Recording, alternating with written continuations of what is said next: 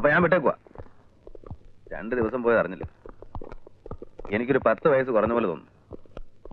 അപ്പോഴേ അടുത്ത വെക്കേഷൻ എല്ലാവരും ചേർന്ന് വന്നേക്കണം. ഓക്കെ. അപ്പൊ എല്ലാം പറഞ്ഞ പോലെ.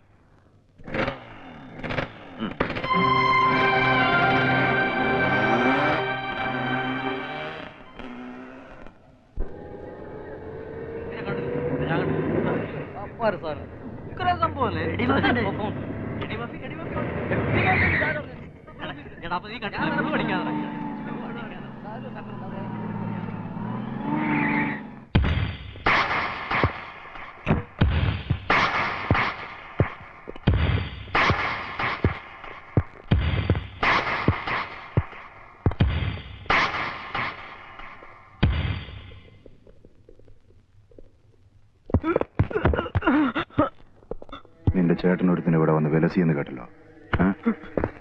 ഇനി എങ്ങാൻ അവനിവിടെ കാല് കുത്തിയാലുണ്ടല്ലോ, ഇത് സ്വാമിയാ. Mind it.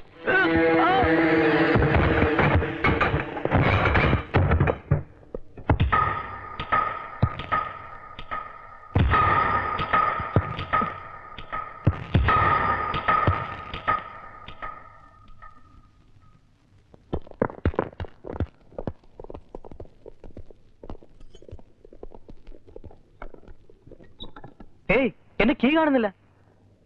ബോബി, ദാവന്റെ റൂം തുറന്നു നടക്കുന്നു.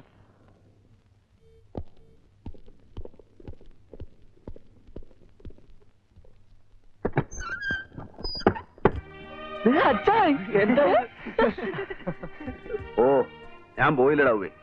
കുറെ ദൂരം ചെന്നതാ, പിന്നെ ഓർത്ത് തിരിച്ചു വിട്ടേക്കാവുന്നു. അച്ഛാ, എന്നാ പറ്റി? എല്ലാരും ഒന്ന് എളുപ്പം റെഡിയാക്കിയേ, നമുക്കൊന്ന് പുറത്തു പോകണം. ഒരു കാര്യമുണ്ട്. എന്താ കാര്യം? കാര്യമൊക്കെ ഉണ്ടാവുകയെ. നിങ്ങൾ എളുപ്പം റെഡിയാക്കിയേ. ചെലേ.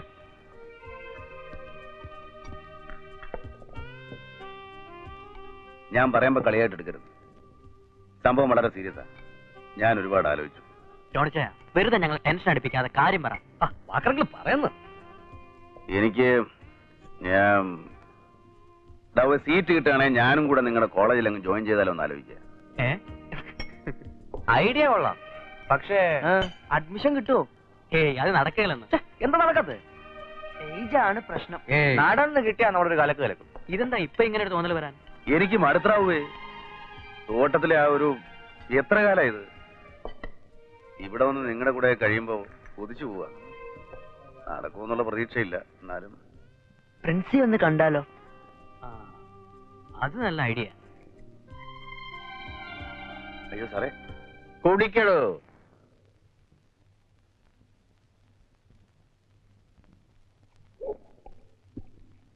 നടക്കും, ഇല്ലെങ്കിൽ നടത്തും.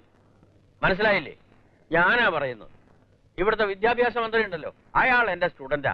വേണ്ടി വന്നാൽ ഞാൻ അവിടെ വരെ പോകും. പിന്നല്ലേ ഈ കോളേജ് മാനേജ്മെന്റ്.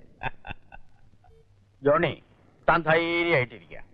ഏറ്റവും അടുത്ത് തന്നെ താൻ കോളേജിൽ ജോയിൻ ചെയ്യുന്നു. പോരെ? Foolishness, utter foolishness. Principal sir പറഞ്ഞ ഉദ്ദേശത്തെ കുറിച്ച് എനിക്ക് ഇത്രേ പറയാനുള്ളൂ. Mind your tongue mister Panicker. എന്താ ഫൂളിഷ്നസ്? അടിസ്ഥാന യോഗ്യതയുള്ള ഒരാൾക്ക് വേക്കൻറ്റ് സീറ്റിൽ അഡ്മിഷൻ കൊടുക്കുന്നോ?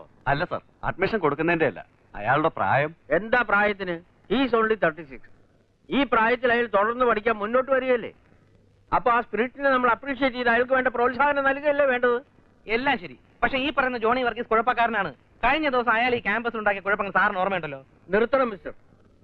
ഈ കോളേജിൽ വലിയൊരു വിഭാഗം കുട്ടികൾ ഡ്രഗ് അഡിക്ട്സ് ആണെന്ന് മിസ്റ്റർ പണിക്കർക്ക് അറിയാമല്ലോ. അതിന് കാരണക്കാരനായ ഒരുത്തന്റെ പേരിൽ ഇതേ ബോർഡിന്റെ കീഴിൽ മരിച്ചുപോയ നമ്മുടെ സഹപ്രവർത്തകൻ ഒരു കംപ്ലൈന്റ് തന്നിരുന്നതാ. എന്നിട്ട് എന്തായി അറിയാമല്ലോ? ഇന്നും മയക്കുമരുന്ന് കച്ചവടവുമായി അവൻ ഈ കോളേജിലുണ്ട്. അവനെ നിങ്ങൾക്ക് ഇവിടെ പൊറപ്പിക്കാമെങ്കിൽ ജോണി വർഗീസിന് അഡ്മിഷൻ കൊടുക്കുന്നതിൽ ഒരു തെറ്റുമില്ല.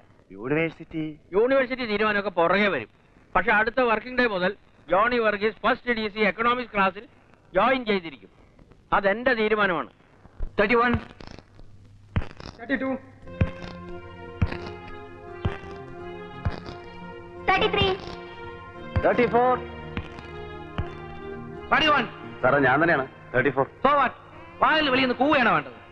Get in. Silence! Silence! Stop it! Come on. Once again, I am starting from the basic economic systems. The economic system can be defined as some total of arrangements എന്താണ് ഇത്? Tape റെക്കോർഡറാണ് sir. സാറിന്റെ lecture. തനിക്ക് എന്താ എഴുതി എടുക്കാൻ പറ്റില്ലേ? ഓ, ഞാൻ അങ്ങനെ എഴുതാറൊന്നുമില്ല സാറേ. ടൈപ്പ് റൈറ്ററാ പതിവ്. അതിപ്പോ ക്ലാസ്സിൽ കൊണ്ടുവന്ന ശബ്ദത്തിന്റെ ഒരു ഡിസ്റ്റർബൻസ് ഉണ്ടാവുമല്ലോ എന്ന് ഓർത്തിട്ടാ.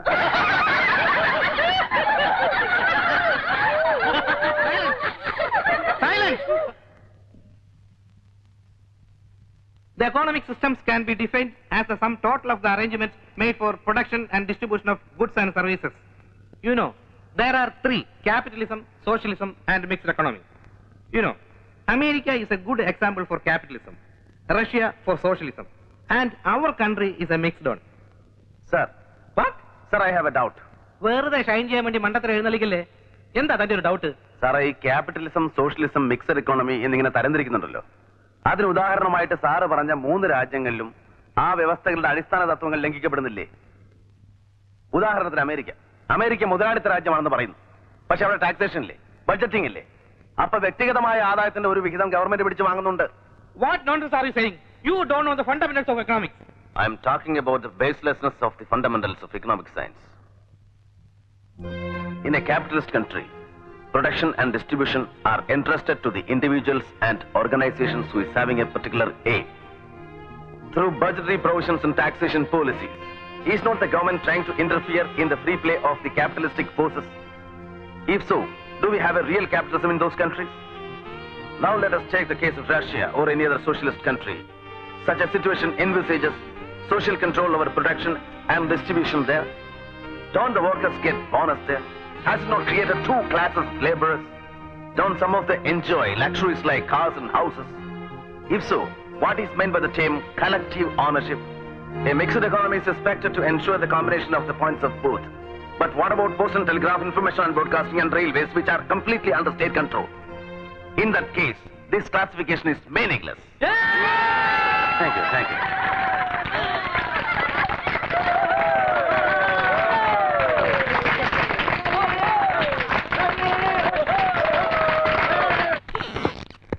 അയാളെ ക്ലാസ്സിൽ ഇരിക്കാൻ എനിക്ക് പഠിപ്പിക്കാൻ ഇത്തിരി ബുദ്ധിമുട്ടുണ്ട്.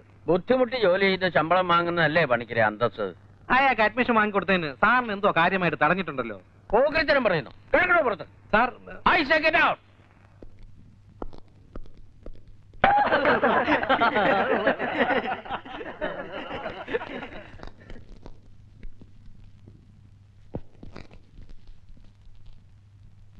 Mridula miss, meet mister Johnny Walker. New admission ആണ്.